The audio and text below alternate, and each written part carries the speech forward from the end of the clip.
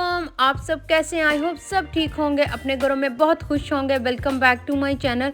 आज मैं बनाऊंगी रशियन सैलड। रेस्टोरेंट से भी बेहतर घर में रशियन सैलड कैसे तैयार होती है वो मैं आज आपको सिखाऊंगी।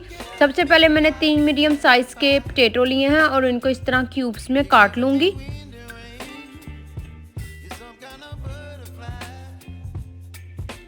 ये देखिए पोटैटोज़ मैंने काट लिए हैं और मैंने इसको ठंडे पानी में डाल दिया है ताकि इनका कलर जो सा ख़राब ना हो। 2 मीडियम साइज़ की मैंने कैरेट्स ली हैं और इनको भी मैं इस तरह क्यूब्स में काट लूँगी।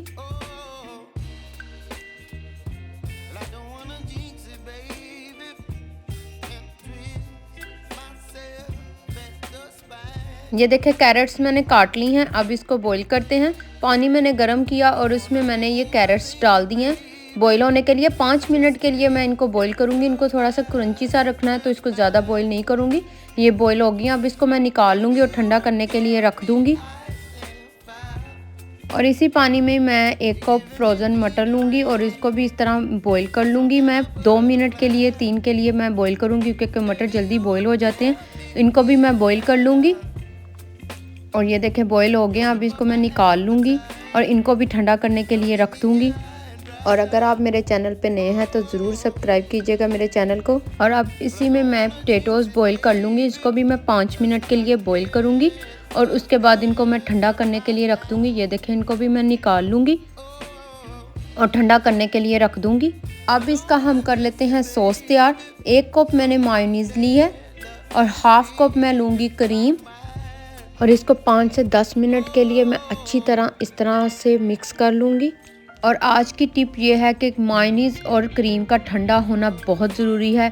मैंने भी इनको फ्रिज में रखा हुआ था और इसको अच्छी तरह से ठंडा कर लिया था क्योंकि इसका ठंडा होना बहुत ज़रूरी है। रशियन सैलड की जो जान है वो ये सॉस है, तो इसका सॉस अच्छा तैयार होना बहुत ज़रूरी है। ये आज की टिप है। और इसके बाद मैं इसमें डाल दूँगी 1/4 टीस्पून ब्लैक पेपर पाउडर और 1/4 टीस्पून वाइट पेपर पाउडर डाल दूँगी। अब इन दोनों चीज़ों को मैं इस सॉस में अच्छी तरह से मिक्स कर लूँगी। 2 टेबलस्पून पीसी हुई शुगर जाएगी इसमें और पिंच मैंने सॉल्ट डाला है और इसको अच्छी तरह से मिक्स कर लूँगी मैं।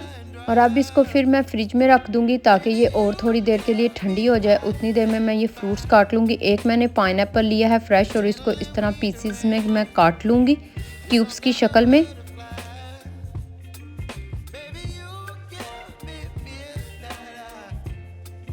2 मैंने एप्पल लिए हैं और उनको वॉश करके इस तरह मैं क्यूब्स में काट लूँगी और इनके छिलके नहीं उतारे हैं। इनका कलर जो सा है चाट में अच्छा लगेगा, रेड कलर, तो इनको इस तरह मैं क्यूब्स में काट लूँगी सबको। और थोड़े से ग्रीन मैंने ग्रेप्स लिए हैं और उनको वॉश करके इस तरह 2 पीसीस में मैं काट लूँगी। चले जी अब इसको तैयार करते हैं सैलड को। सबसे पहले मैं इसमें डाल दूँगी ये क्यूब्स में कटे हुए एप्पल्स और अब ऐड कर दूंगी मैं कैरेट्स और अब ऐड कर दूंगी मैं पोटैटोज़ बॉईल किए हुए। इनको मैंने सबको अच्छी तरह से ठंडा कर लिया हुआ है और अब मैं इसमें डाल दूंगी पीस बॉईल किए हुए। सब चीज़ों को मैंने अच्छी तरह से ठंडा कर लिया हुआ है और उसके बाद मैं डाल दूंगी ग्रेप्स और इसके बाद मैंने डाले हैं 2 मीडियम साइज़ के बनानास। उसको मैंने एंड पे कट किया था क्योंकि इसका रंग जो सा जल्दी ख़राब हो जाता है, तो उसको मैंने सबसे एंड पे काटा था। और पाइनएप्पल मैं सबसे एंड पे इसमें ऐड करूँगी जब मैं इसको सर्व करूँगी, क्योंकि पाइनएप्पल में थोड़ा पानी ज़्यादा होता है तो इसलिए मैं एंड पे ऐड करूँगी। और अब इसको मैं अच्छी तरह मिक्स कर लूँगी और ये देखें बहुत अच्छी ये तैयार हुई है। ज़रूर आपने इस रेसिपी को ट्राई करना है और मुझे कमेंट सेक्शन में ज़रूर बताना है कि आपकी ये रशियन सैलड कैसी तैयार हुई है। और मुझे अपनी दुआओं में ज़रूर याद रखिएगा।